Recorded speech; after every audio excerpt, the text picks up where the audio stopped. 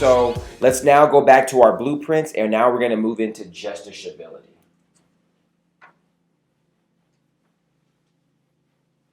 So this is the section of the judicial branch that everybody has familiarity with by the time they get to the bar.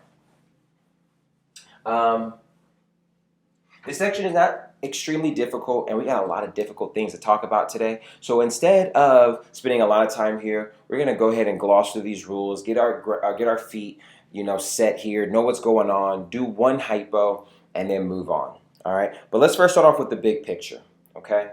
So what's the mnemonic for remembering all of the justiciability doctrines? Anybody know it? Volunteer. Is it ramps? Yes, ramps. And then we're going to put ramps E. Ramps E, a little E on the end because there's an additional one. But so here's how you think of this, right? This is federal court. In order for a case to be heard in federal court, it must go up the ramps. E. Got to go up the ramps, E. Like a little kid saying it.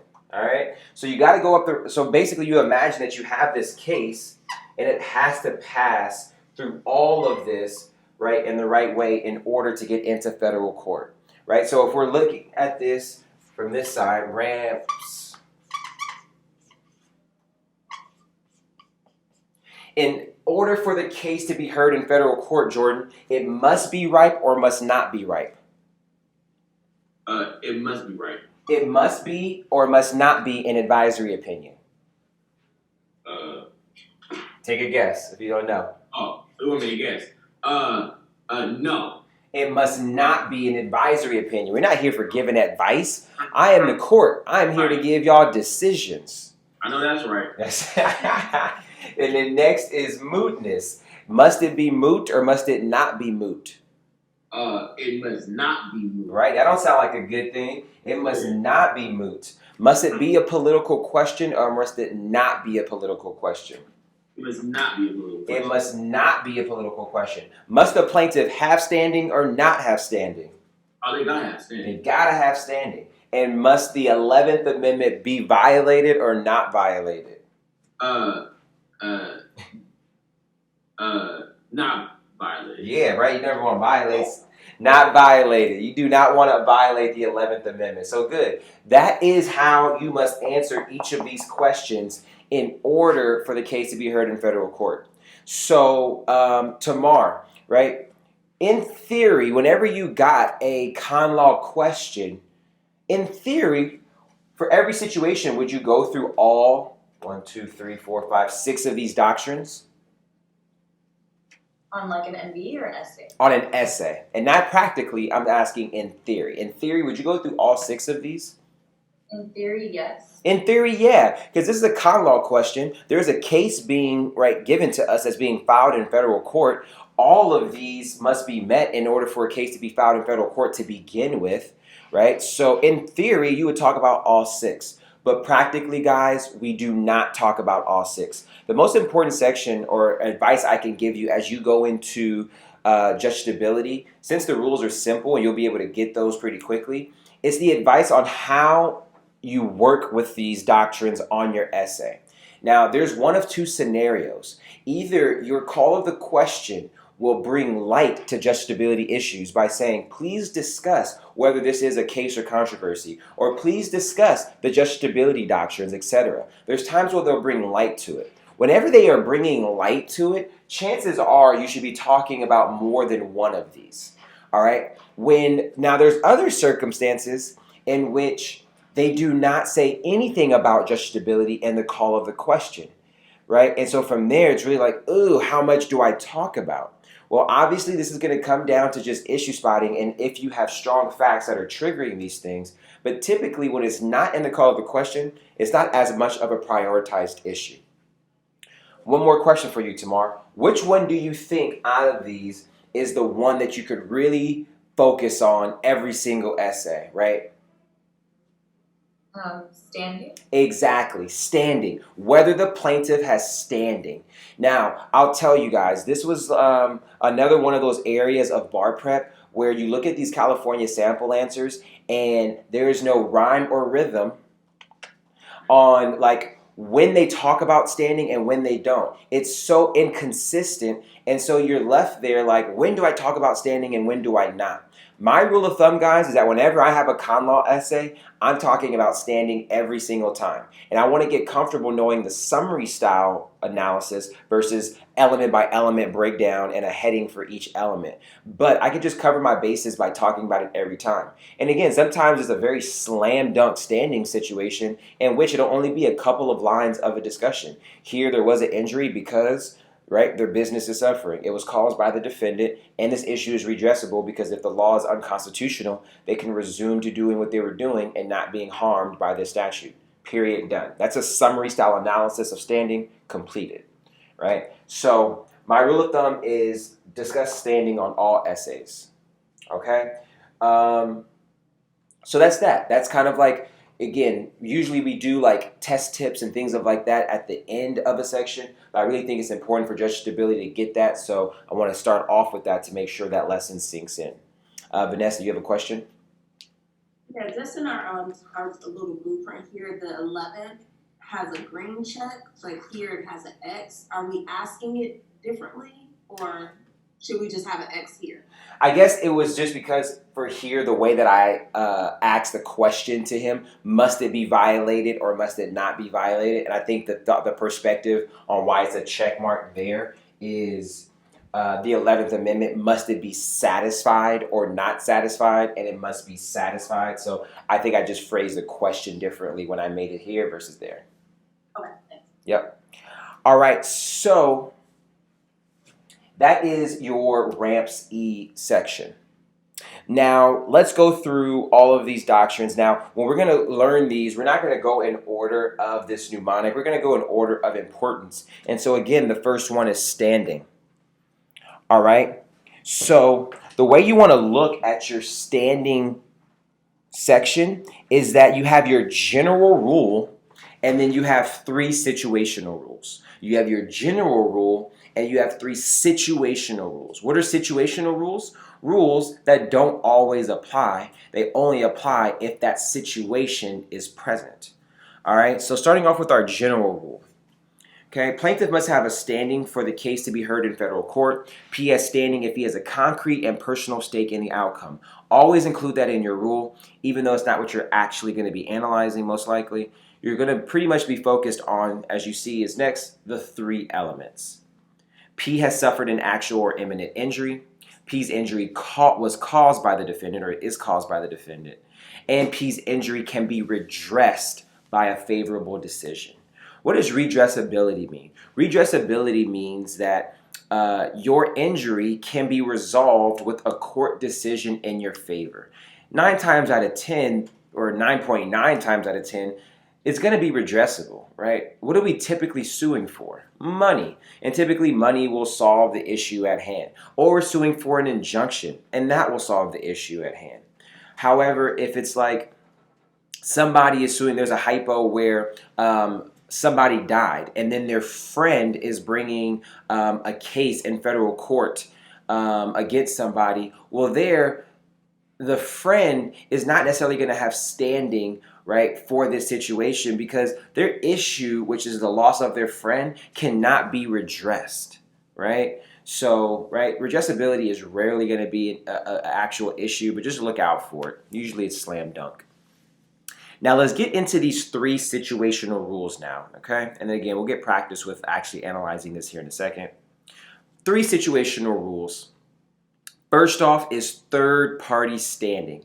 Like the situation that I just mentioned, third-party standing is when you have like a third party bringing the suit, not the actual like main victim or the main injured person bringing the suit, but some third party. Now, when a third party is doing that, it's difficult, and you have to go through these additional rules in order to have third-party standing. First off, you still have to show some type of individual standing for the plaintiff at hand, and then there has to be a favorable balance of factors, closeness of relationship, and then the third party's inability to bring suit themselves. All right, so Under closeness, you see Singleton versus Wolf recognized doctor-patient as sufficient relationship for third-party standing. There was a situation where the patient was the one that was actually injured regarding some type of law that maybe affected her, right, and her health. And so what happened there was the doctor was the one bringing the suit, even though it was the patient that was the one that was like the main affected person. Well, this doctor now has to go through the situational rule of third-party standing, all right? And then as we see here, for closeness of relationship, doctor-patient has been deemed sufficient, all right? So straightforward stuff. Let's go ahead and move on to the next one. Generalized grievances, all right?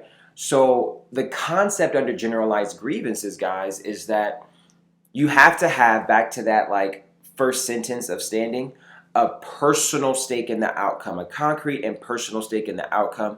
And at the end of the day, they're looking for unique injuries to you. But if you're mad at something that is just something that's applying to everybody and you have no unique injury to yourself, well, then the defendant is going to argue this is a generalized grievance and therefore you have no standing.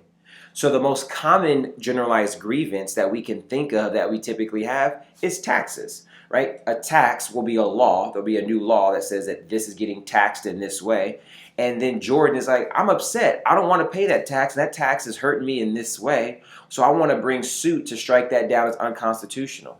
Well, the issue there is he does not have a concrete and personal stake in the outcome. He has nothing that's individualized or particularized to him. He just has the same issue that everybody faces that now has to comply with this tax. So it's just not particularized enough. That is the concept of generalized grievance. There is an exception that you can bring a suit for generalized grievances if there's a violation of the Establishment Clause as the underlying allegation. All right, so that's just the one exception. And we know Establishment Clause is going to fall under freedom of religion. So when we're dealing with Congress establishing one religion over another, that's more or less a generalized grievance because it's affecting everybody in that religion the same. But they allow for these generalized grievances for Establishment Clause claims. Next, organizational standing. So what is this one all about? This one is about an organization bringing suit on behalf of its members. So the focus of these elements is not that the organization itself was injured, but members of that organization are injured. And now we want to see if this organization can represent this pool of people. This should be a little resemblant of a topic within Civ Pro. Can anybody think of what I'm thinking of?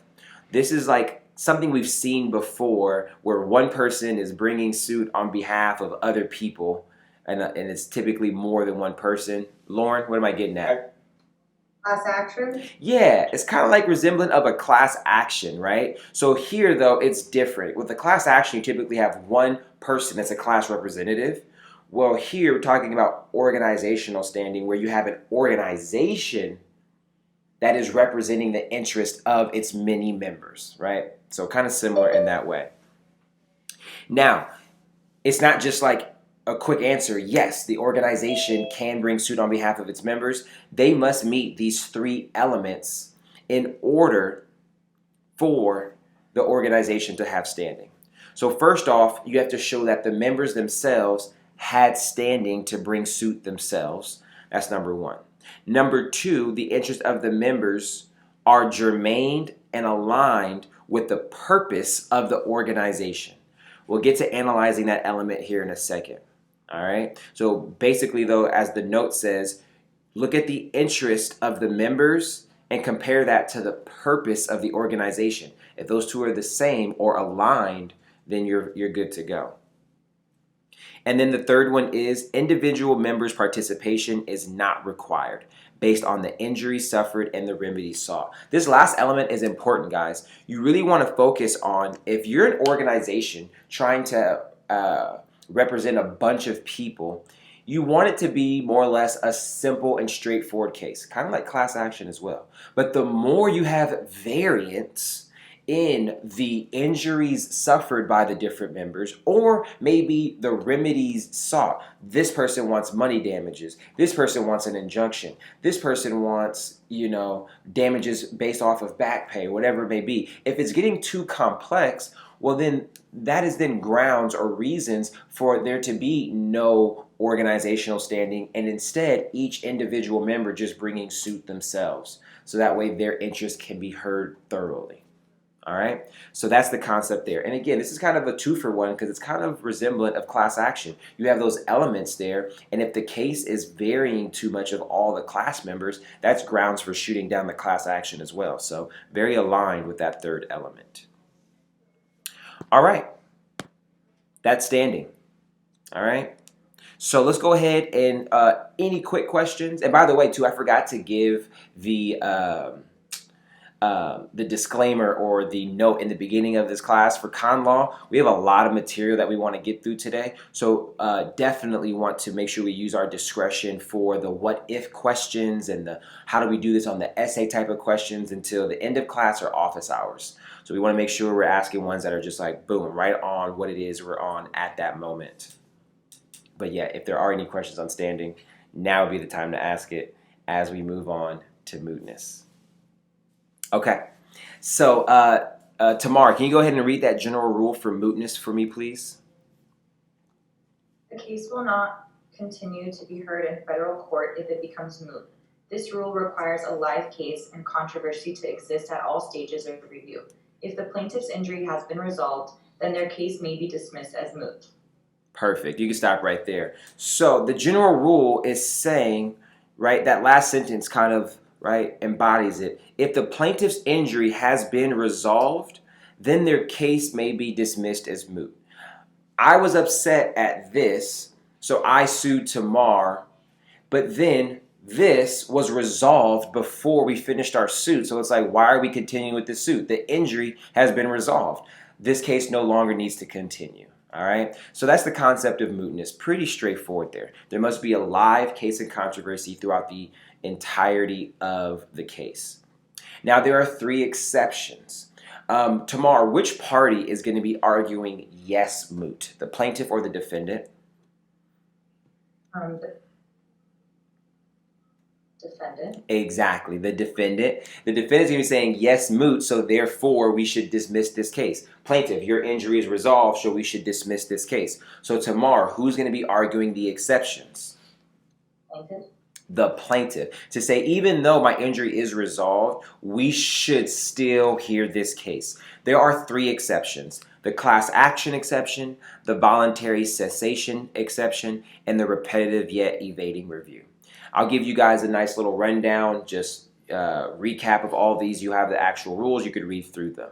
Class action, right, is basically saying that if you have a class action suit where, again, you have one person representing the interests of a whole bunch of people, what it's saying is that if the issue becomes moot for one of these people, injury is resolved, well, the case can still go on. It's okay. It's saying that even if the injury becomes moot for the class representative, and let's say even two other people, as long as there is one person that still has the injury, the case will continue. All right, so that's just teaching you how mootness works in the context of class actions. And at the end of the day, you need all of the members and the representative to be moot in order for it to be dismissed for mootness. Okay? If there's at least one class member who is still harmed, it must go on. Voluntary cessation by the defendant exception. So we're going to see an example of this in the hypo that we're going to do. And the concept here is very simple, right? Let's say I am causing Tamar a nuisance, right? I am like doing something that is bothering her, and she sues me.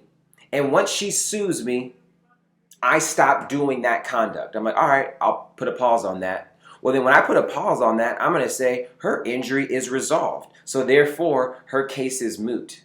However, in the context of a situation becoming moot because the defendant voluntarily stopped his conduct, That's going to fall within an exception because otherwise that would be a loophole. I would just stop my conduct when she sued me and then dismiss the case as moot. And then as soon as the case was dismissed, I would resume my conduct back up. So here in the case of voluntary cessation, because the defendant could simply resume his conduct, we're going to allow this case to go on even though it currently is moot. Tamar? Would the plaintiff have to prove that the defendant would start again, or they're just gonna argue that as like a theory? Yeah, it's just because of the mere possibility that he could is grounds for going forward, not that he likely would. Awesome. And then last is repetitive yet evading review, right? You got to realize that this is a two-part test, repetitive yet evading review. And this is best illustrated by the abortion cases. So let me start with that example and then we'll get into the rule. All right, so here's the issue. Let's stick with Tamar. Tamar, a woman is pregnant. There is a statute that interferes with her ability to get an abortion. But she's currently pregnant, so she files this suit to strike down this law as unconstitutional to then allow her to get the abortion. But what's the issue? The case is not heard for at least a year, and then what has happened? She's had the baby at that point. She's had the baby. So since she's had the baby, the defendant now is going to do what? He's going to argue that it's moot. Because you don't need an abortion anymore, right? And that's what all this is about. So the case is moot. Well, this is going to fall within the exception of repetitive yet evading review. First part, repetitive. Here, this is something that could happen again. How can this happen again? She could get pregnant again. So given the nature of the circumstances, it's something that can happen over and over. There was a case where, if I remember correctly, somebody was like applying to law school and was just getting into law school. And it was something around the procedure for getting into law school that they wanted to strike down as unconstitutional. Well, the idea there is that that's not something that's repetitive. You're not going to be applying to law school again. So that doesn't have the nature of repetitive review for that same person. It needs to be repetitive for that same person. And so, and again, in the abortion situation, that same person can get pregnant again. Now, it also has to be something that's subject to evading review. So something that is also circumstantially going to typically run into an issue of being moot because of how the time frame works. Here we're talking about pregnancy. Tamar, a person is going to only be pregnant for a maximum of how many months? 9 months. 9 months. I should have asked a guy on that. They'd be like, 9 months, right? It can be early. It can be, 7 if it's premature, etc. Is there ever after 9 months? Does that happen? Can't really do that, right? No overbaked, well done babies, just premature ones. So all that to say, 9 months is the cap. Well, what's the issue with that? Cases take typically longer than 9 months to be heard. So you're going to always have this evading review issue with abortion cases. So that's why we're going to go ahead and hear this. So do realize this is a high standard to meet. And abortion is your quintessential example to always compare any present facts to. All right? So that's mootness. Going to move on. Any quick questions on mootness? Real quick, Yadi. The standing, general rule. What are our 3 elements? Honestly, I don't know. All right, look at your outline. I need them. What are my 3 elements? It is, there has to be an injury. The injury must be caused by the defendant, and the injury must be redressed. Injury, causation, and redressability. Rosemary, we said there we didn't have 3 exceptions understanding, but rather we had 3 what?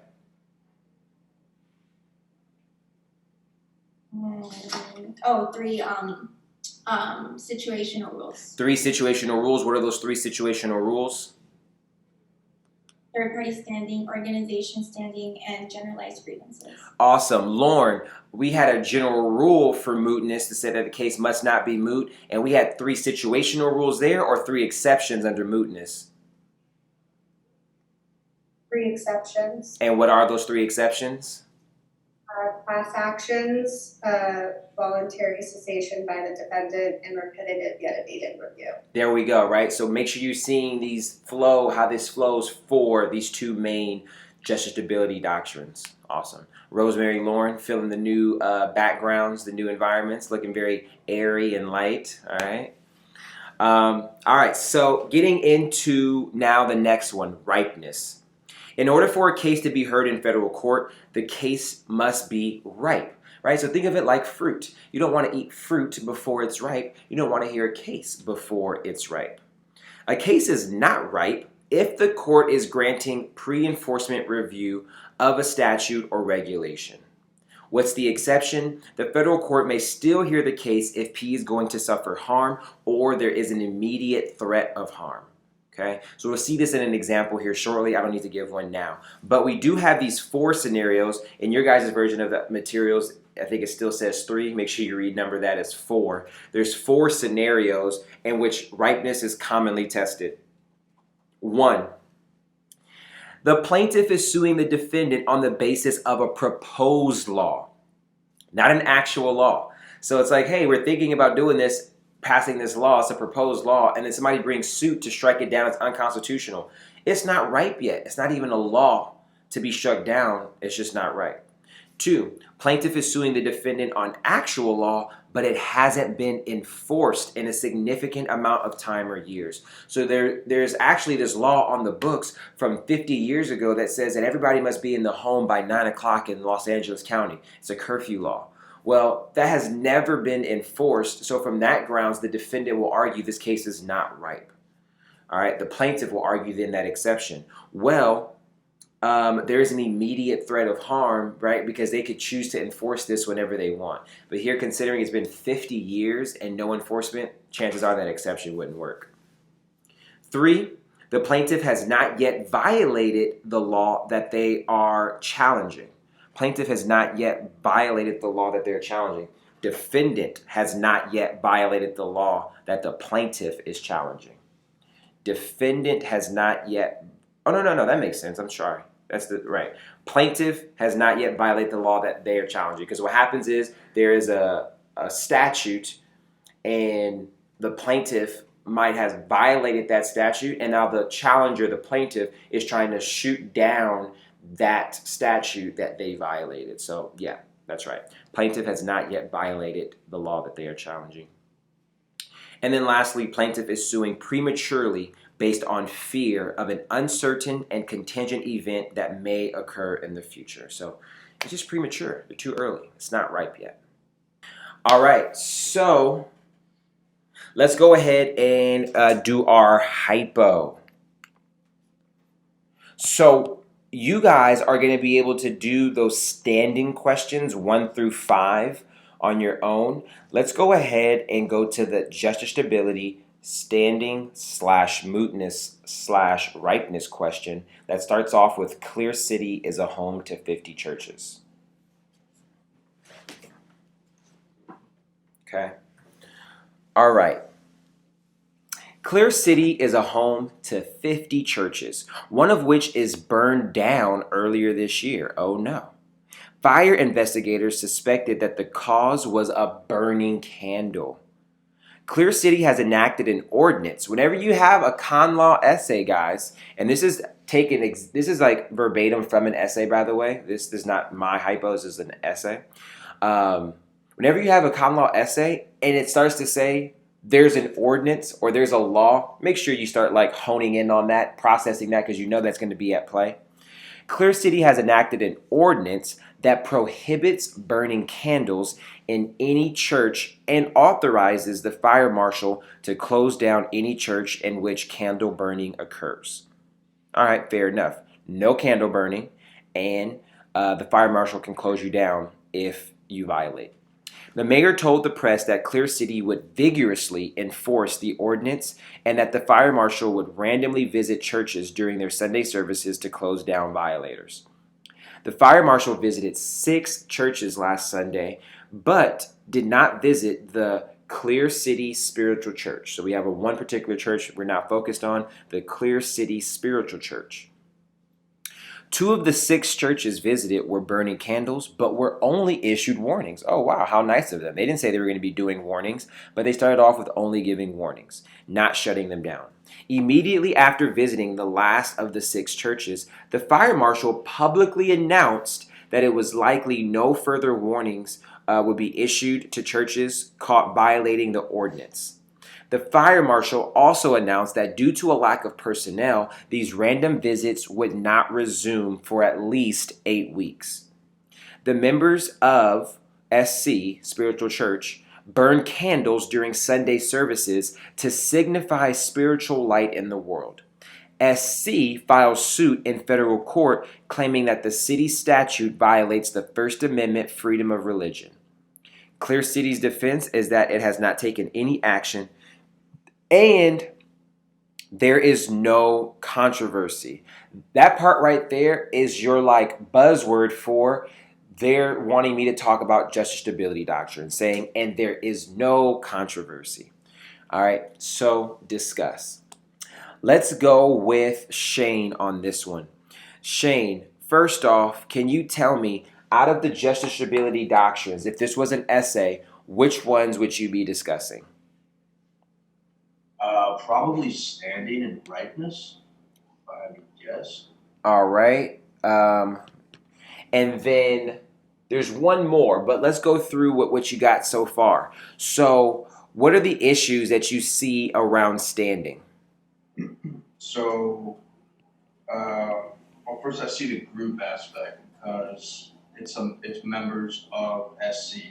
So, you're going to go to organizational standing at some point. Good. So we have SC, the spiritual church, bringing suit on behalf of their members. And this is kind of like one of those unique scenarios where spiritual church could establish standing on their own because they actually are like directly affected by this as well because it's like their church and, I'm sure they burn candles as well. It's not exactly clear on that, but there's a bit of like their own standing here. But the reason why we know it's organization, because the fact pattern specifically tells us, guys, the members of SC burn candles during. If it had only said that SC themselves burn, right, you would have still talked about both, but this would have definitely been more of a focus just on SC in their own standing. But here, since they're giving you mention of how the members are injured, right? You want to talk about organizational standing since those members aren't bringing suit themselves. Now, what about ripeness, Shane? What's the facts that trigger ripeness? So, it's the fact that only 2 out of 6 of them have been closed down or have been issued warnings, and then the fact that it says that he would likely no further warnings would be issued. So that tells you that like this might not be right for review. Well, the no more warnings will be issued is not more so like we're pulling back. The no more warnings is more so a threat saying like, hey, no more warnings. We're going to actually start shutting you down instead of giving you warnings. So ripeness is more so going to come from this concept that you now have a law on the books that's not being enforced. That's really like the main trigger that I'm going to see for ripeness, that you have this law on the books, but it's not being enforced. And also, you could say here that SC hasn't been held to have violated this law yet, right? Hasn't happened yet. So you got 2 different grounds. There's enough to talk about ripeness here. The last one is mootness. Now, this is not a traditional trigger for mootness, but yet it should still be discussed on this essay. The grounds for mootness is that your injury is resolved. Your injury is resolved because, as it stands right now, they are no longer doing visits to these churches to shut them down. The fire marshal announced publicly, due to a lack of personnel, these random visits would not resume for at least 8 weeks. All right, so let's go ahead and start analyzing these one at a time. Since we just did mootness, let's go through that one quickly. Ultimately, Shane, do you see an exception that will apply for mootness? No, I don't think it's moot at all. Well, it definitely is moot because of right now the injury is resolved. So I need you to see that the argument by Clear City, the city, is that this is moot because the injury is resolved because they're not suffering it. So again, it's not the best argument, but you at least need to see their argument. But the exception then applies that this is voluntary cessation by the defendant. Why is the injury resolved? Because the defendant, the city, has voluntarily decided to stop doing these visits, but they can easily resume, right? And to Mar's point, although it's not needed, this fact pattern actually gives you facts that they actually do intend to resume. Definitely would not be needed, but it's even more of a nail in the coffin on this exception. So therefore, even if you could determine that this was moot, the exception applies for voluntary cessation. And so Shane, what I need you to not only see is the conclusions, but now hopefully see this is where you're talking about facts to trigger that issue. So you have now grounds for discussing this exception that makes mootness more of a prioritized issue. All right. That makes sense. And then let's go to the top now and let's go to standing. All right. So when you're doing standing and you have things like this, you got to make sure you know who's bringing the suit. Let's pass the rock a little bit. Let's go with Shavi. Shavi, who's bringing the suit in this case? It's SC, right? Yeah, SC is bringing the suit. Exactly. So you have to go in there and find it. It's not the members bringing suit, it's SC. So then you're going to have to see does SC have standing? And so you can go through the general rule for SC hasn't standing, and SC likely has individual standing on its own, right? So injury, causation, and redressability. The injury is that they themselves cannot burn candles. This injury is caused by the city and their statute, and it's redressable. If you strike this law down as unconstitutional, they can resume in the practice of their religion that involves burning candles. All right. Now, you would go through individual standing, and again, we would say yes. Now, under these facts, we have mention of the members of SC are trying to burn candles, and then so therefore the members are actually injured as well. And so we're going to go through organizational standing. Can you remind us, Shabi, what are the three elements of organizational standing? For organizational standing, you need the individual members being able to have brought the suit themselves. Interests of the members must be germane or aligned with the purpose of the organization, and then the individual members' participation is not required based on the injuries suffered and the remedy sought. So let's run through these three together quickly, Shavi, because this is a slam dunk discussion, but we got to go through it. So the first off, do you think the individual members who can no longer burn candles would have individual standing if they brought suit themselves? Yes, I do. Yeah, for the same reason stated for SC as the whole. They cannot burn candles. It's caused by the defendant, and redressability would be satisfied. So yeah, the individual members would have standing. Now the next one, right, is the purpose of the church aligned enough with the interest of the parties to make this organization a good fit for bringing suit? That's how you want to look at this second element. Is this organization a good fit for the organization to bring suit? The typical type of scenario we see with organizational standing, guys, is when you have a bunch of workers at, let's say, Whole Foods, and they all suffered discrimination, gender discrimination, race, etc. And then you have a union group, right, that they're a part of that brings suit on their behalf. That's like the quintessential example of this element being satisfied. The whole purpose of a union group is to protect the interest of its parties, right? And then like literally for the issue of like legal disputes. And then that's what they have here, right? Members of this union group are having legal issues, and the union group is going to represent them. That's like the best example of it. This is likely going to still satisfy the rule, right? The purpose of the church is to practice their religion and allow their members to practice within the church. This is germane to the interest of the churchgoers, which is to freely practice their religion within the church. So it's just like everything is aligned here.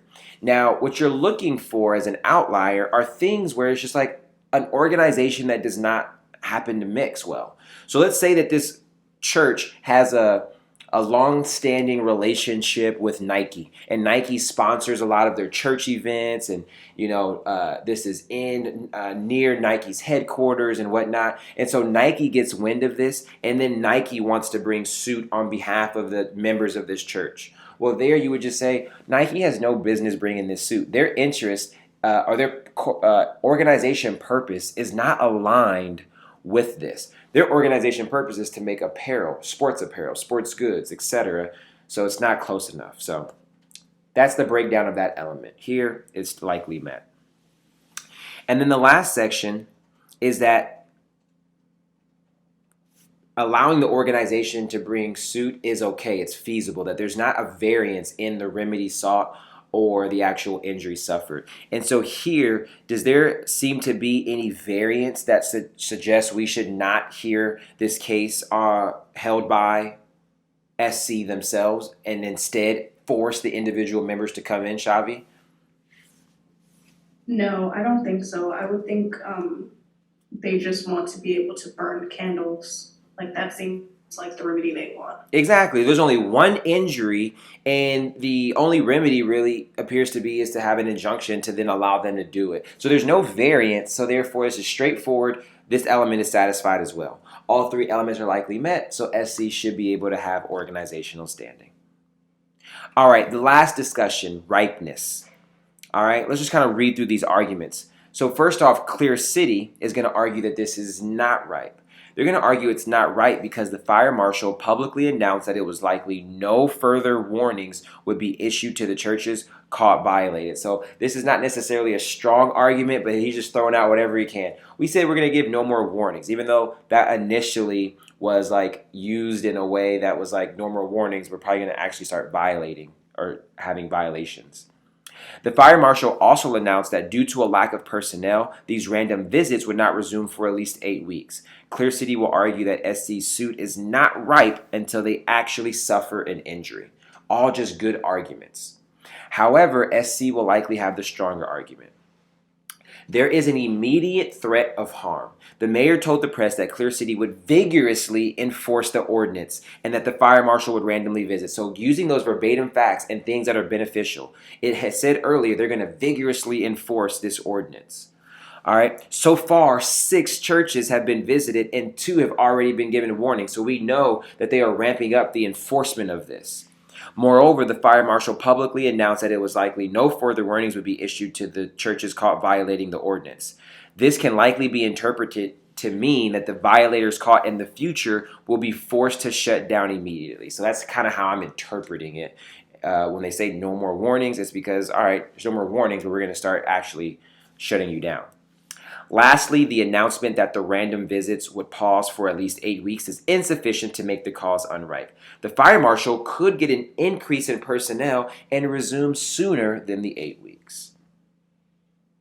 All right, guys. So that is standing, ripeness, and mootness. Any questions on this hypo? Yeah, DeAndre, I had a quick one. So when discussing standing, in situations where like this, where you're discussing organizational standing, do you still have, if all the elements are met for organizational standing, do you still have to go through the original standing elements as well? For which party? Because you for SC Church. So like if the elements of organizational standing are met, do you still have to show actual or imminent injury caused by the defendant? No. And redress by, no? Okay. Because, and think back to like when you have a union group bringing suit on behalf of their union members, in that type of scenario, the union group themselves is not going to have suffered an injury. Just right now, they're bringing suit on behalf of their members. Cool. Awesome. All right, Louis, really quick, can you answer this question? In this hypo that we just did, what was the one line, because this is an actual essay, what was the one line that tipped us off that we were going to spend a little bit more time than normal discussing justiciability? The one line is that the last one clears the fence is that it has not taken any action and there is no controversy. Exactly. So just a reminder, guys, look out for these little one-liners and buzzwords in the call of the question that are tipping you off that justiciability is a prioritized discussion.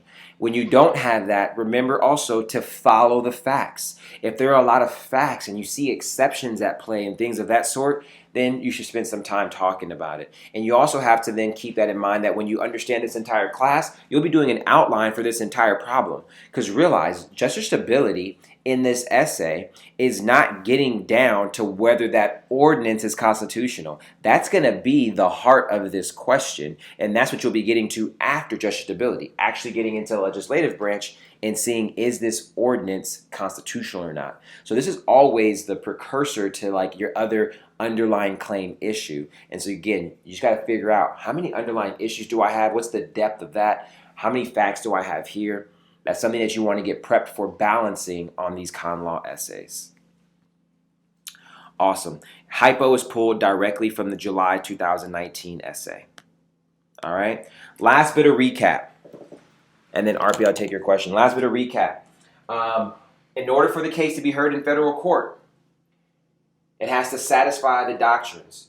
When you're talking about essays, you're not going to talk about every single doctrine. I have never seen that, every single doctrine. The extent that you talk about it depends on your particular essay. Now, with that said, we had the two biggest rules were standing and mootness. And these essentially had like a framework to it.